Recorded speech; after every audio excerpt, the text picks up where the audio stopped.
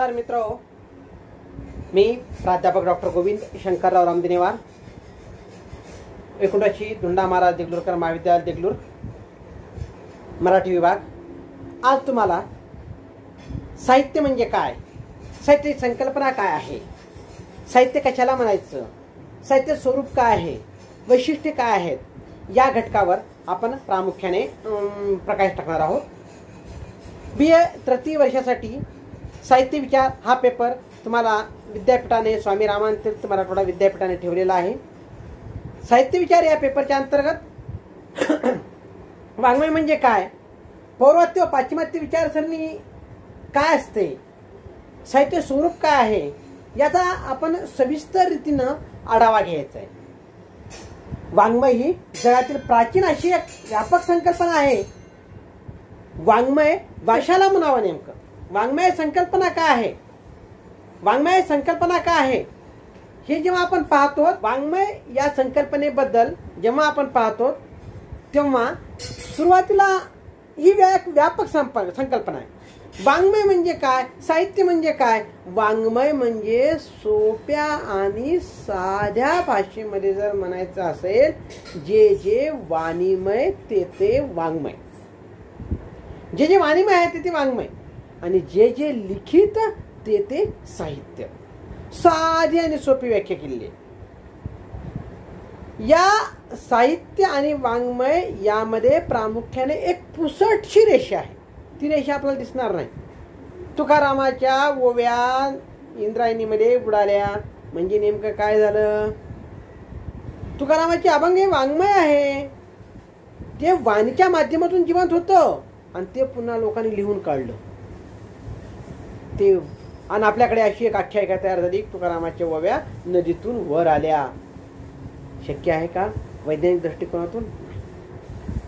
त्याच प्रकारे साहित्य आणि वाङ्मय या संज्ञेबद्दल जेव्हा आपण पाहतो तेव्हा साहित्यात दोन वर्गातील सीमारेषा आखली गेली आहे.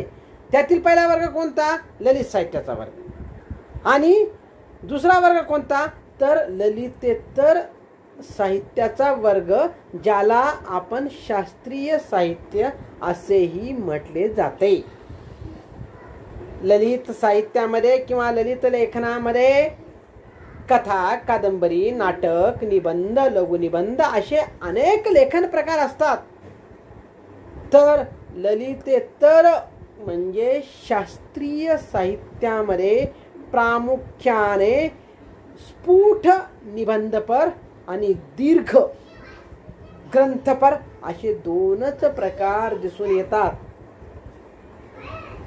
आता वाङ्मय म्हणजे काय, थोडक्यात एक संकल्पना पाहूया आपण.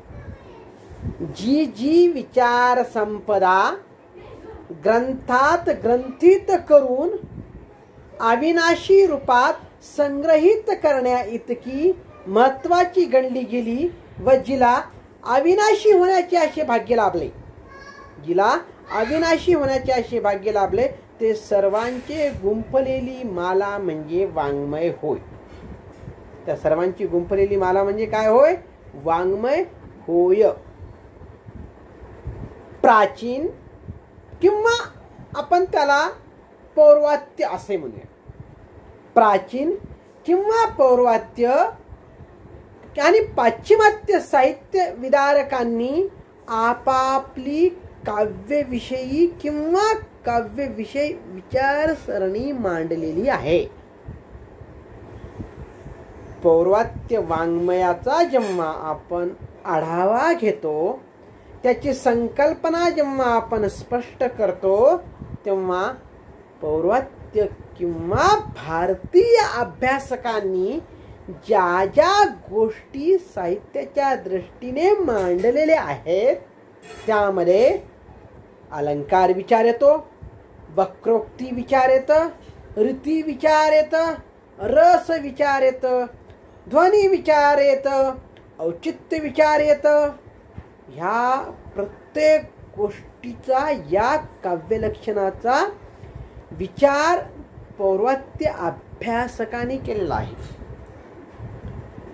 पाश्चिमात्यांनी वाङ्मयात किंवा काव्यात बुद्धी, कल्पना, लयबद्धता व भावना यांना प्राधान्य दिलेले आहे, तर भारतीयांनी अलंकार, वक्रोक्ती, रीती, रस, ध्वनी आणि औचित्य याला महत्त्वाचं स्थान दिलेलं आहे.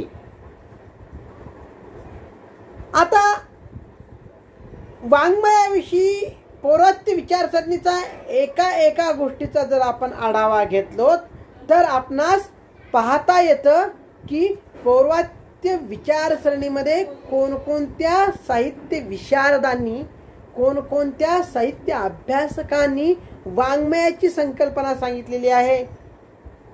त्यामध्ये क्रमांक 1 भामाचा जेव्हा आपण विचार करतो, भामह हा काव्याची संकल्पना मांडत असताना शब्दार्थौ संहितौ काव्यम असे म्हटलेले आहे. शब्दार्थौ संहितो काव्यम असे म्हटलेले आहे. म्हणजे शब्द आणि अर्थ याचे संहितत्व म्हणजे काव्य होय. शब्द आणि अर्थ याचे संहितत्व म्हणजे काव्य होय.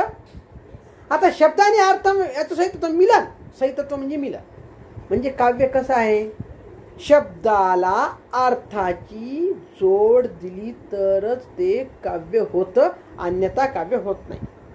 शब्दाला अर्थाची जोड म्हणजे कशी नेमकी, आता तुम्हाला एक दृष्टांत सांगतो. हिरवे हिरवे गार गालीचे हरितृणाच्या मखमालीचे, त्या सुंदर मखमालीवरती फुलराणी खेळत होती. बघा, या कवितेमध्ये बालकवीने शब्दाची रचना एवढी समर्पकरित्या केलेली आहे की त्यांनी हिरवे हिरव्या गवताच्या जमिनीवर अंतरलेल्या जणू काही गालीच्या सारखं त्याला प्रतिभावंतांनी मांडलेल्या रूपकाच्या माध्यमातून एक सुंदर असं रूपक वापरलेलं. हिरवे हिरवे गार गालीचे, हरित तृणाच्या मखमालीचे, त्या सुंदर मखमालीवरती फुलराणीही खेळत होती. म्हणजे या शब्दाला अर्थाची जोड निसर्गातील सुंदर रीतीनं, समर्पक रीतीनं मांडलेली रचना आहे. त्यामध्ये रूपक आहे, प्रतिमा आहे, प्रतीक आहे. हे कशामुळे होतं, जेव्हा शब्दाला अर्थाची जोड मिळते तेव्हा ते काव्य होतं, अन्यथा काव्य होत नाही. नुसते शब्दावर शब्द रचत गेलं तर काव्य होत नाही. म्हणून भामह काय म्हणतो, शब्दार्थ संहितो काव्यम अशी काव्याची संकल्पना मांडतो.